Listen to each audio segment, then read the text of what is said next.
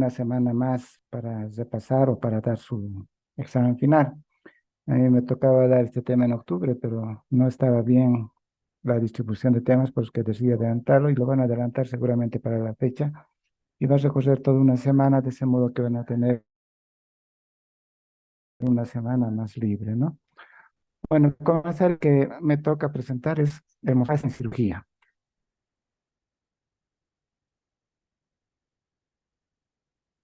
El concepto, ¿qué es la hemostasia? Es el conjunto de mecanismos fisiológicos dirigidos a impedir la pérdida sanguínea al producirse una lesión de pared vascular. Hemostasia, tenemos dos tipos, la fisiológica y la quirúrgica. ¿Cuál es el objetivo? Control de las hemorragias, preservar la integridad vascular, preservar la circulación periférica y ayuda en la cicatrización. Fases de la hemostasia. Tenemos dos fases. Digo, tres fases. Una fase vascular, una fase plaquetaria, una fase de coagulación plasmática y una fase, la fase vascular. La fase vascular, ¿en qué consiste? En que existe una lesión en el vaso, existe una contracción del vaso, disminución del vaso y por ende disminuye la circulación sanguínea. Hay factores nerviosos, factores humorales, factores plaquetarios y el tromboxano A2, que es importante. Este es el esquema de lo que está pasando en la fase 1, ¿no? En la vasoconstricción actúa la membrana basal, el músculo disoarteriolar al producir la disminución de la circunferencia del vaso y la formación del tromboxano A. Ahora, la fase plaquetaria está dividida en la adhesión plaquetaria, la activación plaquetaria y la agregación plaquetaria. La adhesión plaquetaria es cuando hay una injuria vascular y el colágeno subendotelioide está libre, está expuesto a través de la gamma pentina 1B y mediado por el factor de Wolff-Raynaud o factor de contacto. Ustedes saben mucho mejor que yo las fases de la coagulación fisiológica, porque están fresquitos. La activación plaquetaria consiste en un cambio de forma, liberación y oxidación del ácido araquidónico para formar el tromboxano A2, que a su vez induce mayor contracción y agregación plaquetaria. Hay reordenamiento de las fosfolipoproteínas de membrana con capilaridad de ligar el factor X, factor 10, y activar la coagulación. Hay secreción de gránulos para reclutar más plaquetas y fibroblastos. La agregación plaquetaria. Las plaquetas expuestas a factores agonistas que inician la activación comienzan a expresar glicoproteína 2B y 3A que se reconoce. Hay dos secuencias presentes en el fibrinógeno y forman puentes entre plaquetas las activadas, entre plaquetas activadas y forman un agrupamiento o agregación plaquetaria. Bueno, en la fase de la coagulación plasmática actúan todo el número de los factores de la coagulación. Bueno, que ustedes ya deben recordar, ustedes mucho mejor que yo.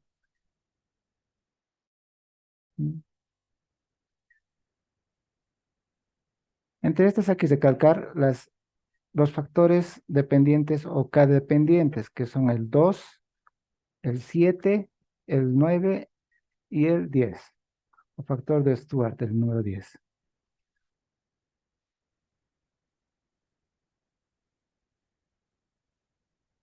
La cascada de coagulación tiene dos vías, ¿no? La intrínseca, los componentes son intraplasmáticos sin la necesidad de una superficie para iniciar el proceso, o sea, sin la necesidad de que haya una injuria vascular o el endotelio hay un corte en eso.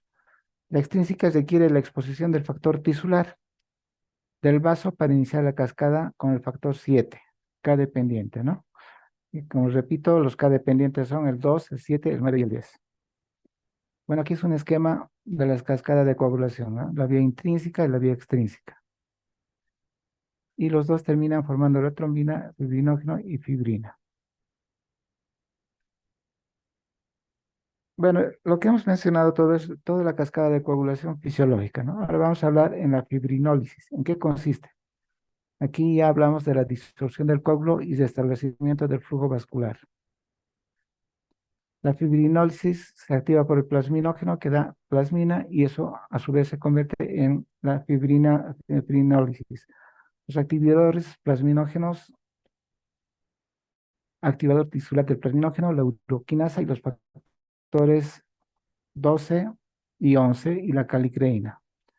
Inhibidores de la fibrinólisis, estos son los que activan la fibrinólisis y estos son los inhibidores. Inhibidor de la tromboxano alfa 2 y 2 antiplasmina, inhibidor de la fibrinólisis activable por trombina. Bueno, eso es parte de la fisiología, ¿no? Ahora vamos a hablar de la hemostasia quirúrgica, que se divide en dos para su estudio, en temporal y en definitiva. La hemostasia quirúrgica temporal. Con esta maniobra se busca detener el sangrado de modo inmediato y se usa mientras no se puede aplicar el método definitivo. En este tipo de hemostasia se recurre a métodos mecánicos como la presión, que puede ser la digital, la dígito-digital, la compresión directa y la compresión indirecta. La hemostasia instrumentada es muy precisa porque no se hace con instrumentos que ocluyen, porque se hace con instrumentos que ocluyen y se fijan de manera temporal al vaso o los vasos que sangran. La más común es la hemostasia por pinzamiento, en la que se usa una pinza diseñada para este uso y ocluye el vaso sangrante y previene o lo detiene la hemorragia.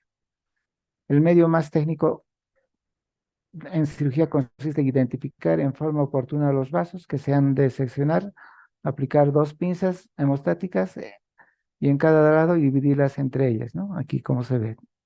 Las pinzas hemostáticas son las Kellys generalmente que se utilizan, ¿no? Y luego se hacen las ligaduras.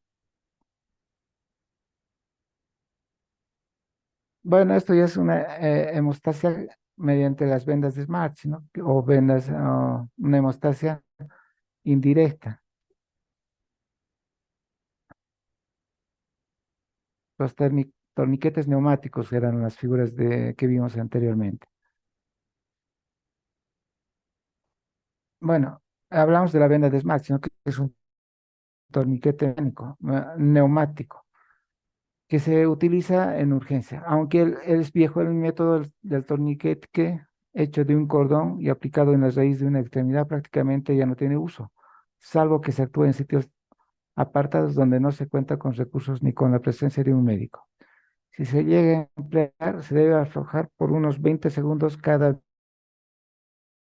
20 minutos, con objeto de irrigar de manera momentánea los tejidos y arrastrar los catabolitos que se acumulan. O sea, cualquier torniquete que se haga en alguna extremidad se tiene que aflojar por unos segundos cada 20 minutos. Otro método hemostático temporal es el taponamiento de gasa a los pequeños que serían difíciles,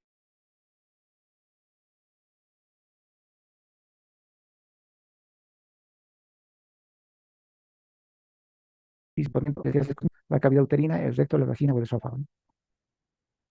Aquí se ve un taponamiento nasal, un taponamiento uterino, el balón gastroesofágico de Stackenblack-More, el balón interluminal de Fogarty, ¿no? Cada uno por hemorragia nasal, hemorragia uterina, hemorragia esofágica y una hemorragia en un vaso de gran calibre. Bueno, este es un esquema de la sonda de Stackenblack-More, ¿no? Que como sabemos tiene tres balones y uno que de estos se insufla a través del esófago y evitando el sangrado a nivel del esófago. Generalmente se utiliza en las varices. La hemostasia quirúrgica definitiva. Son generalmente medios mecánicos. La ligadura de vasos, transfijación, reconstrucción y cera de hueso. La ligadura de vaso es el medio más empleado. Pequeños vasos de vaso se usa por lo común una hebra de Catwood simple de calibre 2 a 3 ceros. Para vasos arteriales es preferible usar material inabsorbible o absorbible sintético del mismo calibre. La ligadura de vasos de tamaño de la arteria renal radial, se recomienda usar material inabsorbible de calibre 2 ceros. Aquí está la ligadura que se está haciendo mediante una pinza hemostática. La transfijación, llamada también ligadura por transficción. El vaso que se debe obliterar se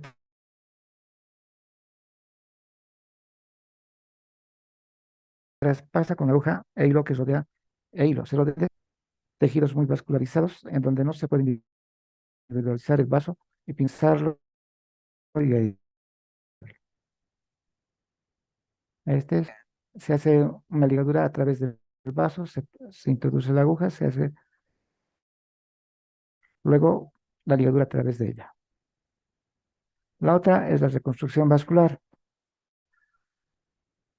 Se usa cuando no se debe obliterar vasos de gran calibre que están sangrando. Se toman los dos cabos de los vasos y con pinzas arteriales de bocado atraumático y se hace la arteriorrafia o reconstrucción arterial para restablecer el flujo de sangre y retirar las pinzas luego, ¿no? Este método se usa en vasos de importancia como los ilíacos, los femorales, los carotidios y entre otros de gran calibre, cuya interrupción definitiva comprometería la irrigación de un órgano o la viabilidad de una región anatómicamente extensa. Aquí se está haciendo una reconstrucción de un vaso. No quirúrgico es la torsión. Consiste en hacer girar sobre su eje varias veces la pinza que sujeta un vaso hasta que éste se rompe por efecto de la torsión. Este método tiene la ventaja teórica de no dejar hilos en la herida, aunque puede resultar muy inseguro. Fue muy usado en los vasos de pequeño calibre de tejido adiposo. Otro son las grapas metálicas. Se utilizan grapas o clips metálicos que se colocan con una pinza especial para obliterar individualmente los vasos de pequeño calibre en zonas de difícil acceso o que estén rodeadas por tejido laxo. La pieza de metal puede ser de acero inoxidable o de titanio. Estas grapas generalmente se utilizan en las cirugías por vía laparoscópica. Esta pieza metálica tiene la forma de U y se aplica con una pinza especial que rodea el vaso por ocluir.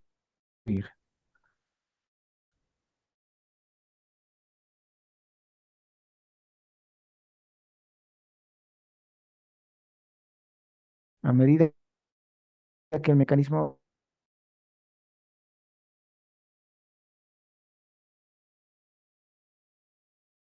del aplicador se acciona, las mandíbulas se cierran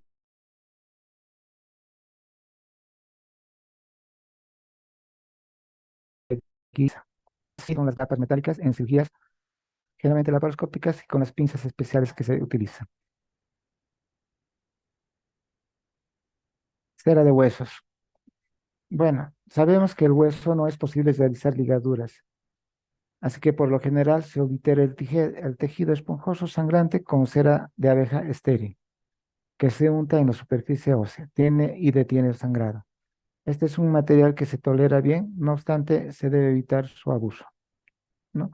O sea, los huesos sangran también. Generalmente este tipo de hemostasia se utiliza en cirugías cardíacas, en que se tiene que hacer corte a nivel del esternón y luego utilizar la cera de huesos para evitar que el esternón sangre.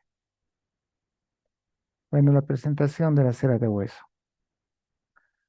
También tenemos los métodos térmicos y eléctricos. Tenemos el electrocauterio, el enfriamiento, el láser y el último que es el ultrasonido. La hemostasia térmica y eléctrica. El desarrollo de técnicas de anestesia con compuestos no explosivos ha resultado del uso de cauterio, que en la actualidad es el electrocauterio o el electrobisturí que utilizamos para hacer hemostasia. Consta de un aparato de corriente eléctrica de alta frecuencia que tiene un electrodo indiferente o inactivo, el cual se coloca en contacto con una superficie extensa de la piel, y el otro polo llamado electrodo activo, que es un lápiz estéril que se cierra el circuito en el punto deseado por el cirujano, lo que produce un calor suficiente para coagular y destruir los tejidos. También se llama diatermia. Bueno, este es el esquema del equipo electrobisturí, ¿no? Su efecto hemostático es resultado de la carbonización del tejido. El uso de estos equipos presupone precauciones de seguridad entre las que están no preparar la piel con sustancias inflamables. El equipo debe estar conectado a la pieza eléctrica de la sala de operaciones. El uso de este equipo produce interferencia eléctrica en los monitores y es peligroso para pacientes con marcapaso. Si su uso es necesario, se debe vigilar al paciente y tener la sala un desfibrilador. Las alternativas de colocación de electrodo indiferente consisten en placas, parches o brazaletes con armadillas impregnadas de un gel conductor. Nunca se debe colocar en salientes óseas. Las conexiones y la integridad de los cables debe ser revisado antes de cada operación y supervisados antes de cubrir al enfermo con campos estériles. La hemostasia por frío. El frío profundo hasta menos 192 grados Celsius causa una trombosis intracapilar, produce linfostasia y hemostasia, sobre todo en zonas ricamente vascularizadas. El nitrógeno líquido es el refrigerante más utilizado. Al gasificarse el nitrógeno absorbe el calor y congela los tejidos que mueren poco después. También se usa otros gases como el freón y el ácido carbónico. El más utilizado es el nitrógeno líquido. Ahora, métodos térmicos y eléctricos. Tenemos, como mencionamos, el electrocarterio, el enfriamiento. Otro tenemos el láser y el ultrasonido, ¿no? Ya hemos hablado. El láser es un acrónimo de la expresión inglesa light, amplificación, simulación, emisión de radiación. Es amplificación de luz por emisión estimulada de radiación. Un rayo de luz intenso y concentrado en una sola longitud de onda que proviene de la fuente no monocromática. Y cuando el rayo láser toca el tejido, las células de este alcanzan una temperatura muy elevada y se transforman en vapor y carbón. En los órganos en los que se puede aplicar este método es factible controlar hemorragia proveniente de pequeños vasos y practicar ablaciones en los tejidos, usado frecuentemente en la cirugía laparoscópica. El uso del láser es delicado debido a que el reflejo del haz luminoso sobre las retinas de los operadores ocasiona daños irreversibles. Por ello se toman las precauciones de seguridad pertinentes como señales de advertencia en las puertas, uso de anteojos, cursos de seguridad para el personal que opera estos instrumentos. Por último, tenemos el ultrasonido. Estos equipos se usan para lograr una coagulación controlada. La punta del instrumento vibra 55.000 veces por segundo y su hoja es capaz de desnaturalizar las proteínas y formar un coágulo firme. Estos instrumentos, activados por generadores de alta frecuencia, permiten ocasionar el mínimo de lesión térmica lateral y tienen la ventaja de no pasar corriente eléctrica por el cuerpo del paciente. Es lo último en realidad. Una vibración de 55.500 por segundo que causa una coagulación. Métodos de hemostasia definitivos químicos. Entre estos tenemos las compresas de gelatina, la celulasa oxidasa, la colágena microcristalina, la trombina y adhesivos biológicos, agentes químicos. También tenemos la epinefrina, que es un vasoconstrictor, la fibrina hemostática, el Gelfan, Oxicel, Sulcicel y Aviten, y el sello de fibrina. Bueno, estas son las presentaciones de cada uno de los que mencionamos. Tenemos también las compresas de gelatina purificada y absorbible que se expanden en paquetes estériles como forma de almohadillas o en polvo. Si se cortan láminas de tamaño deseado, se desmenuzan entre superficies sangrantes. El uso correcto se hace sumergiendo la pieza en suero salino caliente y exprimiéndola contra la superficie plana antes de entregarla al cirujano. Se espera que la fibrina forme un coágulo resistente. Algunos cirujanos la humedecen con trombina y adrenalina para aumentar su poder hemostático. Demora entre 20 a 45 días en reabsorberse. Otro tenemos la celulosa oxidada. Son derivados absorbibles de celulosa. Se expende de forma de armadillas o mallas de gasa, como mallas fibrilares o en polvo contenidas en paquetes estériles. Sus fabricantes dicen que al contacto con la sangre, la celulosa oxidasa forma un coágulo. Este compuesto puede interferir con la regeneración ósea y por ello nos recomienda su aplicación sobre el hueso. Colágena microcristalina. Es un polvo hecho de corión de bovino perfectamente purificado que se presume como hemostático tópico. Vienen frascos de vidrio esterilizados, de los que se toma una pequeña cantidad de polvo y se pone sobre la superficie que sangra y se hace compresión. Se supone que la hemostasia se hace por adherencia de las plaquetas y deposición de la fibrina en los intersticios de colágeno animal. La trombina para uso tópico también igualmente es de componentes sanguíneos de bovino. Agentes biológicos.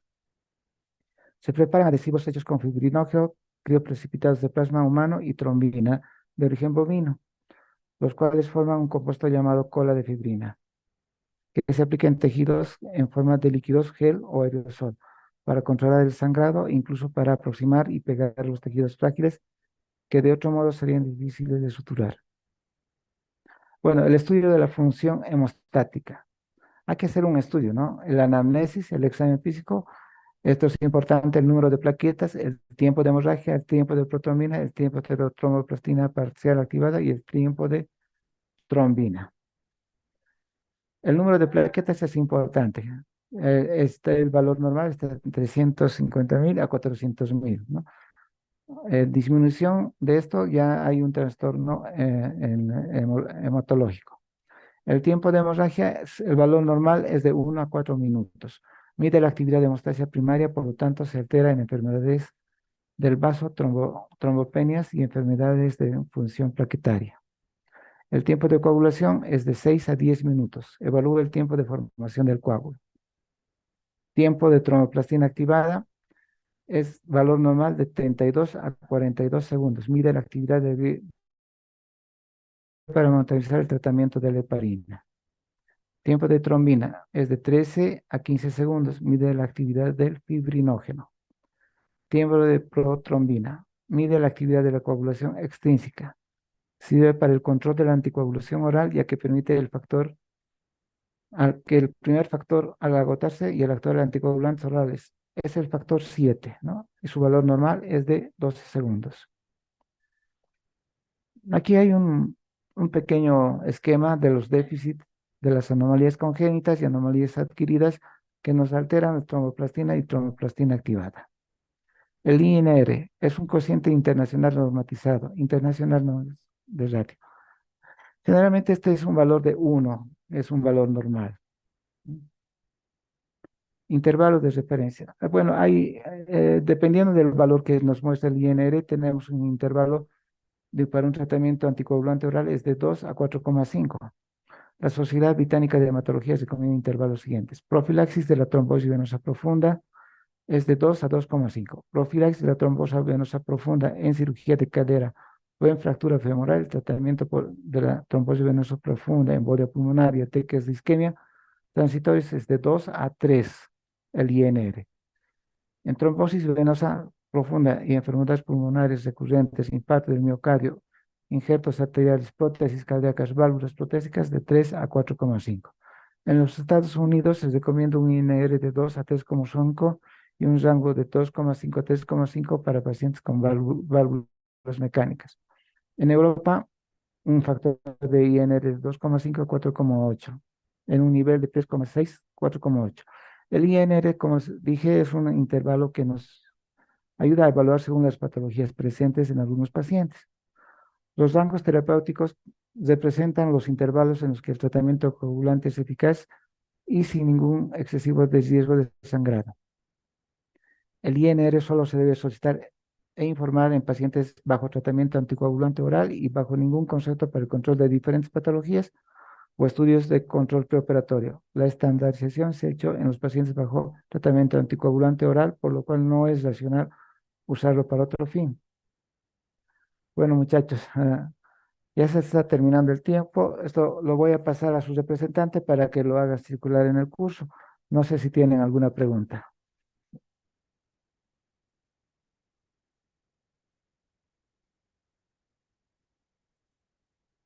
Bueno, no va a haber ninguna pregunta. Que tengan muy buenas noches y bueno, les hago llegar en un momento la presentación.